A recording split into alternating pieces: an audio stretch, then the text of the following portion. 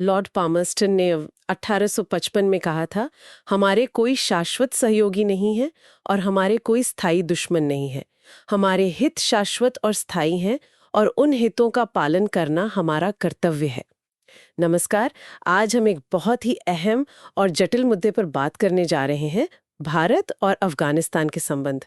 और इसमें भी खास तौर पर हम उस 106 किलोमीटर की सीमा पर ध्यान देंगे, जिसके बारे में अक्सर कम बात होती है। मतलब वो सीमा जो भारत तकनीकी रूप से अफगानिस्तान के साथ साझा करता है। ये चर्चा आधारित है द प्रिंट में छपे एक काफी विस्तृत लेख पर। ये लेख हाल की घटनाओं से लेकर आप कह सकते हैं ऐतिहासिक दावों और भविष्य की रणनीतिक चिंताओं तक कई पहलुओं को छूता है। तो जो लोग यूपीएससी की तैयारी कर रहे हैं उनके लिए तो ये महत्वपूर्ण है ही, प्रीलिम्स और मेंस दोनों के लिए। लेकिन आम जानकारी के लिए भी ये समझना जरूरी है कि ये सब क्या है। तो चलिए इस लेख को खोलते हैं और देखते हैं कि ये भारत अफगानिस्तान संबंध, गिलगिट बल्तिस्तान और ये जो वाखान कॉरिडोर है, इसके बारे में क्या कहता है। अच्छा, तो शुरुआत करते हैं हाल की कुछ घटनाओं से। लेख इन्हें एक तरह से पृष्ठभूमि की तरह इस्तेमाल करता है। पहला, भारत के विदेश मंत्रालय ने तालिबान शासन से बातचीत शुरू की। ध्यान देने वाली बात है कि भारत ने तालिबान को औपचारिक मान्यता नहीं दी है। तो ये एक तरह से रियल पॉलिटिक ही हुई ना। हाँ, बिल्कुल। ये साफ दिखाता है कि कैसे देश अपने हितों और जमीनी हकीकतों के हिसाब से विदेश नीति तय करते हैं। मान्यता न देना एक बात है, पर व्यवहारिक रूप से संबंध बनाए रखना, जैसे काबुल में दूतावास फिर से खोलना या मानवीय सहायता देना, भले ही कम स्तर पर, यह जरूरी समझा गया। हाँ, व्यवहारिकता तो दिखती है।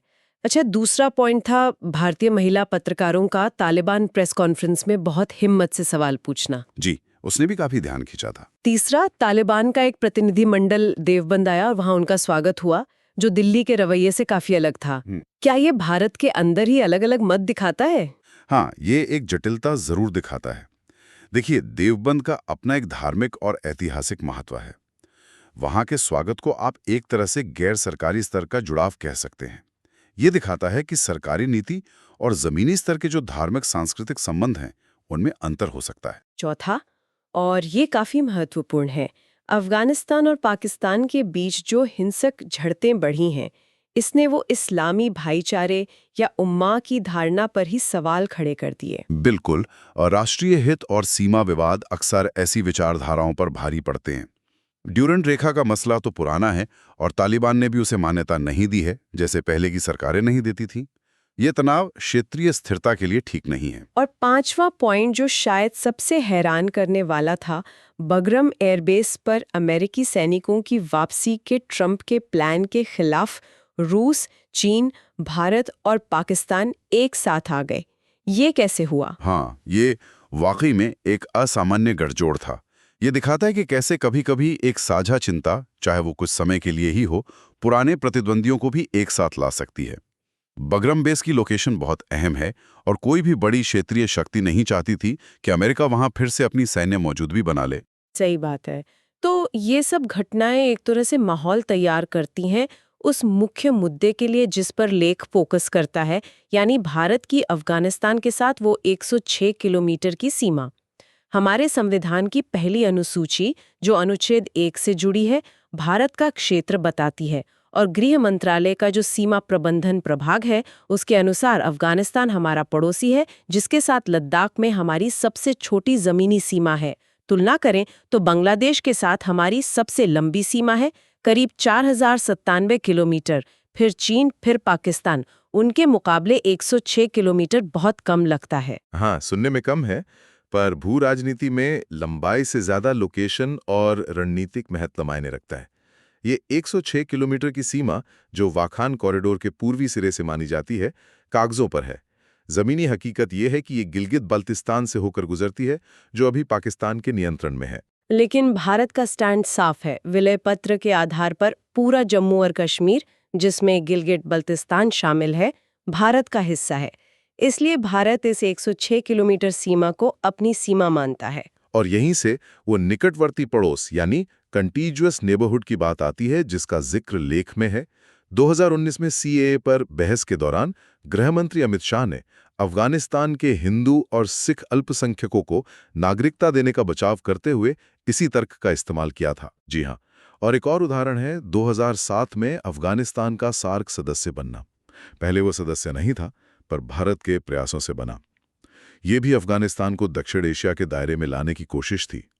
हाल में भी विदेश मंत्री जयशंकर और अफगान विदेश मंत्री मुत्ताकी के बयान में वाखान को निकटवर्ती पड़ोस कहा गया। तो ये 106 किलोमीटर की सीमा और पड़ोस की बात हमें सीधे गिलगित बाल्टिस्तान के मुद्दे पर ले आती है। भारत का दावा तो महाराजा हरी सिंह के अक्टूबर 1947 के विलय पत्र पर आधारित है। वैसे ये जानना भी दिलचस्प है कि उस समय रियासत का पूरा नाम था रियासत ए जम्मू व कश्मीर व लद्दाख व तिब्बत। हाँ, खैर गिलगित बाल्टिस्तान उस समय लद्दाख प्रांत का हिस्सा था, लेकिन अंग्रेजों ने इसे महाराजा से लीज पर ले लिया था। हाँ, 1935 में 60 साल के लिए। पर जून 1947 के भारतीय स्वतंत्रता अधिनियम के बाद अंग्रेजों ने यह इलाका 29 जुलाई 1947 को महाराजा को वापस कर दिया। 1 अगस्त 1947 को गिलगित में रियासत का झंडा फहराया गया और ब्रिगेडियर घनश्यारा सिंह गवर्नर बने। लेकिन यहीं पे मतलब कहानी में एक बड़ा मोड़ आया। महाराजा ने 26 अक्टूबर 1947 को विलय पत्र पर दस्तखत किए और उसके ठीक 5 दिन बाद 31 अक्टूबर 1 नवंबर की रात को गिलगित स्काउट्स के British commander major William Brown ने विद्रोह कर दिया। हाँ, अपने मुस्लिम अफसरों के साथ मिलकर उन्होंने गवर्नर घनश्यारा सिंह को घेर लिया, रियासत का झंडा उतारकर पाकिस्तान का झंडा लगा दिया और 3 नवंबर को गवर्नर को नजरबंद कर दिया गया। ये सब बहुत तेजी से हुआ। और इसे सिर्फ एक स्थानीय विद्रोह मानना शायद ठीक नहीं होगा। लेख इशारा करता है कि मेजर ब्राउन को ब्रिटिश सेना के कुछ ताकतवर लोगों का समर्थन हासिल था। इसका एक सबूत ये भी है कि फरवरी 1948 में ब्राउन को MBE यानी member of the order of the British empire का सम्मान मिला, खासतौर पर गिलगित में उनकी सेवाओं के लिए। पाकिस्तान ने भी फौरन कार्रवाई की, अपना राजनीतिक एजेंट भेजा, फिर सैन्य गवर्नर नियुक्त किया और उन्होंने गिलगित बल्तिस्तान को प्रशासनिक तौर पर POJ, जिसे वो आज़ाद कश्मीर कहते हैं, उससे अलग कर दिया। मेजर ब्राउन को बाद में 1994 में मरने के बाद पाकिस्तान का सितारा पाकिस्तान सम्मान भी मिला। तो इस तरह ये इलाका भारत के हाथ से निकल गया। ये इतिहास समझना बहुत जरूरी है। अच्छा, अब आते हैं उस भौगोलिक कड़ी पर जो इस 106 किलोमीटर सीमा को संभव बनाती है, वाखान कॉरिडोर। ये अफगानिस्तान के बदख्शा प्रांत में एक पतली सी पट्टी है।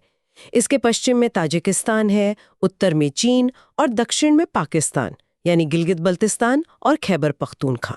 और इसकी सबसे खास बात है पूर्वी सीमा, जो सिर्फ 75 किलोमीटर चौड़ी है और सीधे चीन के शिनजियांग से लगती है। हाँ, ऐतिहासिक रेशम मार्ग का हिस्सा था ये। कॉरिडोर करीब 350 किलोमीटर लंबा है और चौड़ाई 20 से 60 किलोमीटर बदलती रहती है। इलाका बहुत ऊंचा, पहाड़ी, दुर्गम है। पामीर का पठार है। आबादी बहुत कम, करीब 18,000 लोग। लेकिन रणनीतिक रूप से देखें तो वाखान कॉरिडोर की अहमियत बहुत ज़्यादा है। ये मध्य एशिया, दक्षिण एशिया, चीन और POK के बीच एक तरह का जंक्शन है। जिसका यहाँ प्रभाव हो, उसे एक बड़ी बढ़त मिलती है। चीन की दिलचस्पी इसी वजह से है। हालांकि लेख में ये भी कहा गया है कि हाल में चीन और तालिबान के रिश्तों में पहले जैसी गर्मजोशी नहीं रही।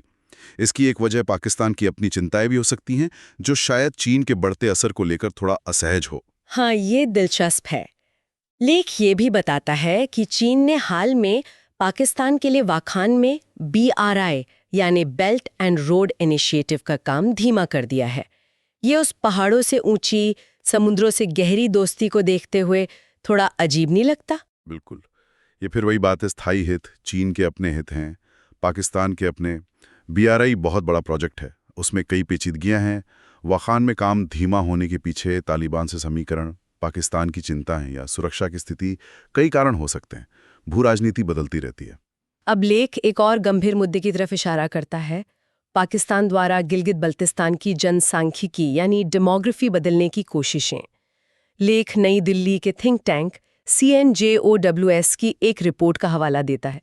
उसके मुताबिक वहां बाहर से आए लोगों और स्थानीय लोगों का अनुपात अब करीब 3.5:4 हो गया है। जी, और अनुमान यह है कि अगर ऐसे ही चलता रहा तो इस दशक के आखिर तक यानी 2030 के आसपास बाहर से आए पंजाबी और मुहाजिर, जो ज़्यादातर सुन्नी हैं, वहाँ बहुमत में हो जाएंगे, जबकि वहाँ की मूल आबादी ज़्यादातर शिया, इस्माइली और ट्वेल्वर रही है। इसके नतीजे क्या होंगे? मतलब क्या ये सिर्फ सांस्कृतिक बदलाव हैं? नहीं, इसके राजनीतिक और आर्थिक पहलू बहुत गंभीर हैं। पहली बात, स्थानीय आबादी हाशिए पर महसूस कर सकती है।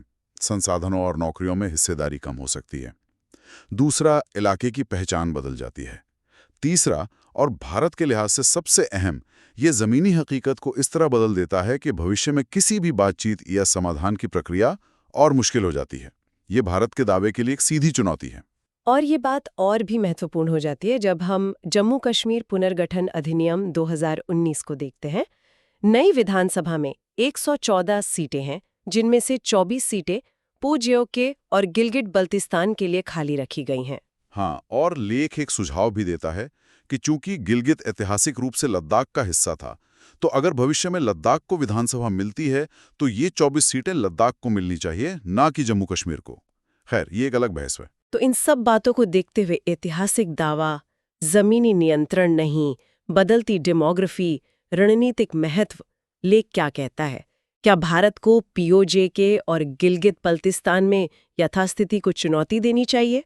लेख कोई सीधा जवाब नहीं देता, क्योंकि ये बहुत मुश्किल सवाल है। दोनों रास्तों के अपने फायदे और नुकसान हैं। लेकिन लेख का निचोड़ यह है कि भारत चाहे जो भी करे, उसे अपने पड़ोसियों की, खासकर जिनकी सीमाएं हमसे लगती हैं या जुड़ी हैं, उनकी हर रणनीतिक चाल पर नजर रखनी होगी।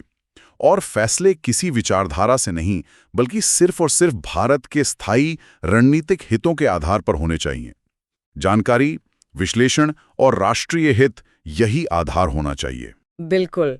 और फिर वही लॉर्ड पामर्स्टन की बात याद आती है, हित ही शाश्वत है। ये सिद्धांत आज भी भारत की विदेश नीति के लिए, खासकर इस मुश्किल पड़ोस में, बहुत मायने रखता है। तो आज हमने द प्रिंट के लेख के जरिए देखा कि भारत की अफगानिस्तान के साथ वो 106 किलोमीटर की सीमा सिर्फ नक्शे की लकीर नहीं है। ये गिलगित बाल्तिस्तान के इतिहास, वाखान कॉरिडोर के महत्व, पाकिस्तान की नीतियों, चीन की चालों और बदलते क्षेत्रीय समीकरणों से गहराई से जुड़ी है। हाँ, ये वाकई एक बहुस्तरीय मुद्दा है। इसमें इतिहास है, पहचान है, भू राजनीति है और भविष्य की रणनीति की चुनौती है। और स्रोत यही याद दिलाता है कि दोस्ती दुश्मनी बदल सकती है, राष्ट्रीय हित स्थायी रहते हैं। और जाते जाते एक सवाल सोचने के लिए छोड़ जाते हैं। अपने ऐतिहासिक दावों और जमीनी हकीकतों, जैसे गिलगित बल्तिस्तान पर पाकिस्तान का कब्जा और बदलती जनसांख्यिकी, इन दोनों के बीच संतुलन बनाते हुए भारत भविष्य में इस क्षेत्र की जटिलताओं से निपटने के लिए क्या दीर्घकालिक रणनीति अपना सकता है। अगर आपको ये चर्चा उपयोगी लगी, खासकर यूपीएससी एस्पिरेंट्स या भू राजनीति में रुचि रखने वालों को, तो हमें लाइक करें, सब्सक्राइब करें और अगर आपके कोई सवाल या विचार है तो कमेंट सेक्शन में जरूर बताएं। अगली बार फिर मिलेंगे एक नए विषय पर ऐसी ही गहरी चर्चा के साथ।